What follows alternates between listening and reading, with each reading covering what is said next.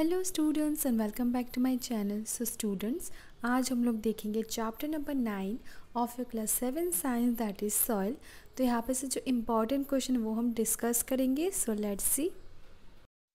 Explain how soil is formed. तो क्या आपने कभी सोचा है जो सॉइल है दैट इज़ मिट्टी, वो कैसे फॉर्म होता है? तो इस प्रोसेस का नाम है वेदरिंग, जो हम आगे जाकर डिस्कस करेंगे। तो अभी पढ़ लेते वेदरिंग क्या है।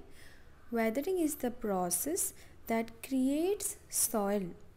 Weathering is the progressive disintegration of rocks and minerals into smaller soil particles as a result of environmental influences such as wind, water, temperature. Initially, there were enormous tracts of rocky ground. These massive rocks were exposed to extremes of temperature, rain, wind, and river flow, among other things. The surface of the rock slowly and gradually breaks down to smaller rock particles on the surface due to the constant and combined effect of all these forces. The sea horizon is thus produced from the bedrock. Further weathering of the smaller rock particles result in the formation of the B horizon, which consists of smaller rock particles packed more compactly. The weathering of the B horizon continues until the formation of A horizon. The soil particles in A horizon are finer and softer. Microbial breakdown adds organic humus to the mix. Soil formation is a slow and gradual process that might take up a million years.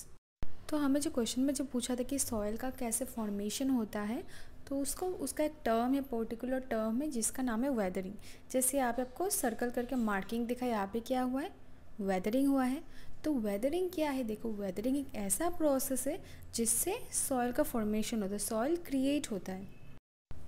तो soil का formation कैसे होता है? The soil is formed by the breaking down of rocks. जो rocks है वो break down होते हैं by the action of wind, water, climate. इसी प्रोसेस को बोला जाता है वेदरिंग। एंड ये एक स्लो प्रोसेस है, ग्रेजुअली ये प्रोसेस होता रहता है।